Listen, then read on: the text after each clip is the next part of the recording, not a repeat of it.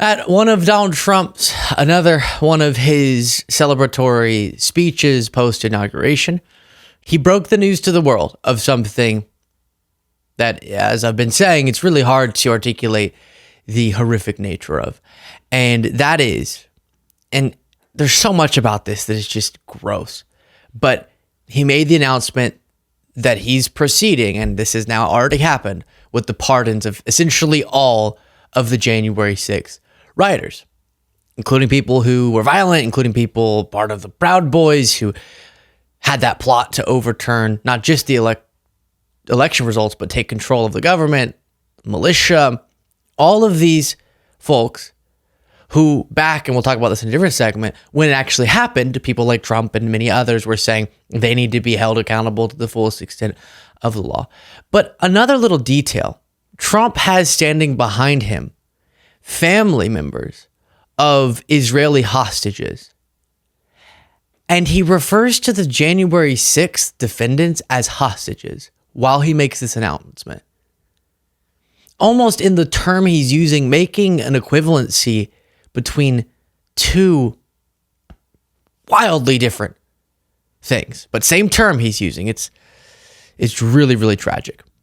While you watch this, please do click the subscribe button. Then we will get into other clips as well from the same event.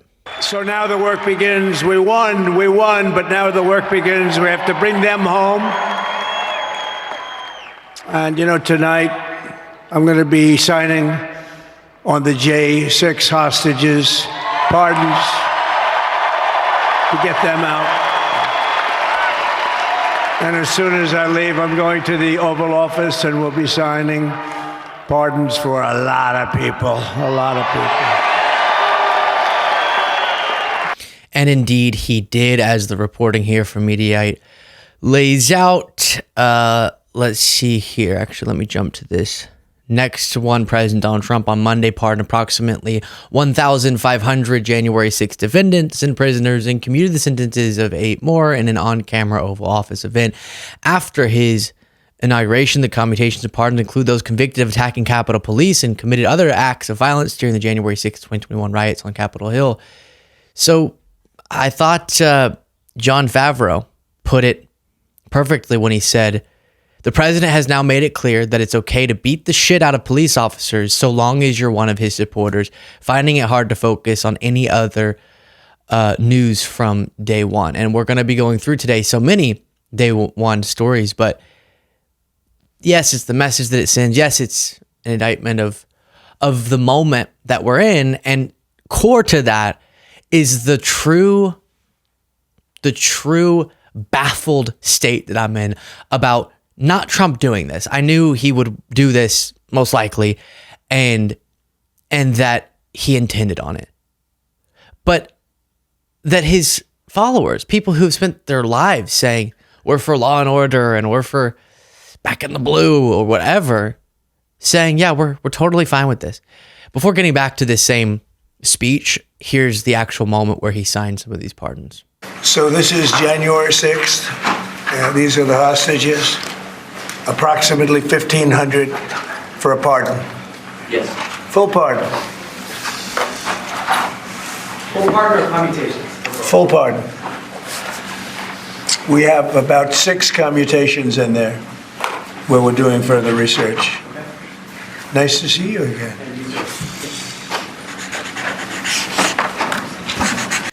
And there it is. It actually happened. We'll talk about one of the police officers who was there's response.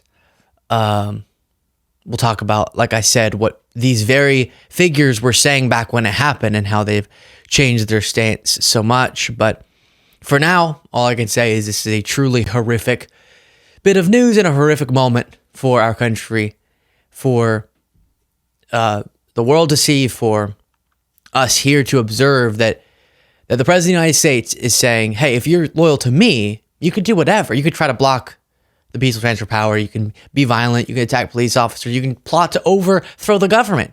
Treasonous behavior. Like Enrique Tarrio. And I'll pardon you, as long as it was in the interest of me. I know we can move past this moment ultimately, and make progress. And eventually this time will be in the rearview mirror as a horrible stain, but not the end of this experiment. But right now is a very dark moment that Trump is ushering in. Moving on from that, at this same event, he did some of the signing of executive orders. Here's this one. Thank you, sir. The next item here is the withdrawal from the Paris Climate Treaty.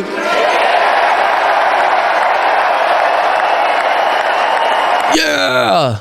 F the environment. Brian Tyler Cohen mentioned with this clip, Trump just withdrew the United States from the Paris Climate Agreement.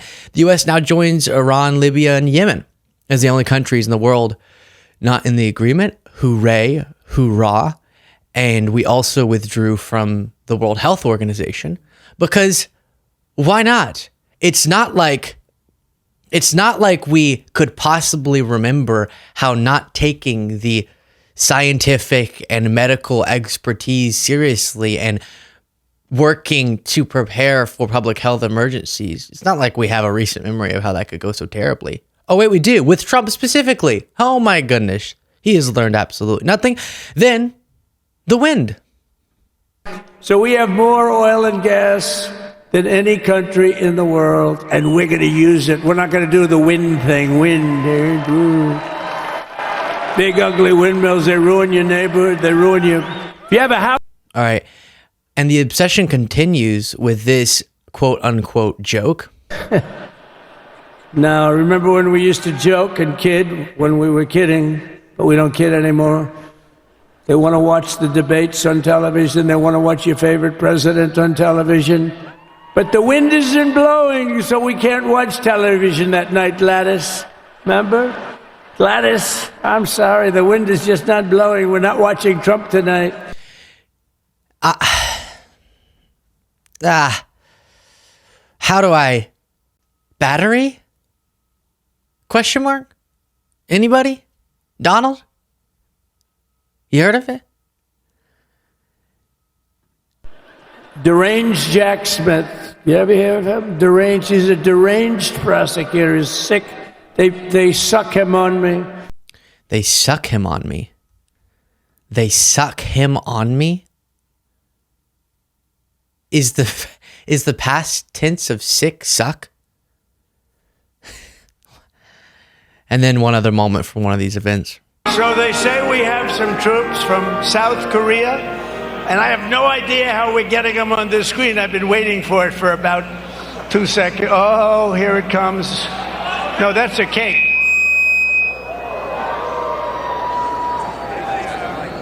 Hello, everybody. How we doing over there? How's Kim Jong-un doing?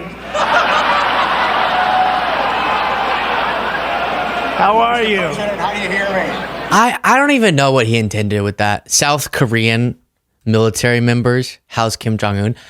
I'm assuming he's not mixing up South and North Korea, as some people say. I think he's saying, like, how is it with your biggest antagonist, Kim Jong-un? But who knows? So today we'll be talking about a lot of stuff.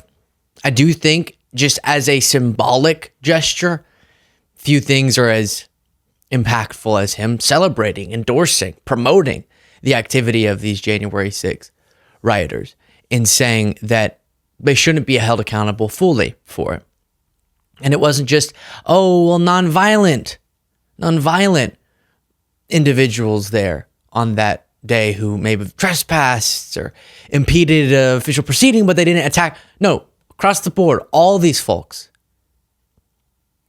including people who engaged in seditious conspiracy, in wanting to overthrow and take control of the government, depicting a plan, documenting it, and then implementing it.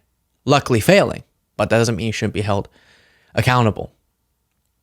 And for this to not really be upsetting to so many in the country, it is very dark.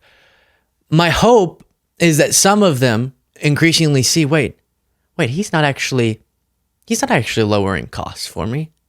He's not actually making my life better, increasing my wages and have some come to Jesus moment, but who knows? All too frequently, that's not what happens. Let me know your thoughts in the comments. About as bad as we expected, day one. You can support the show. You can get the members only bonus show by clicking that join button below.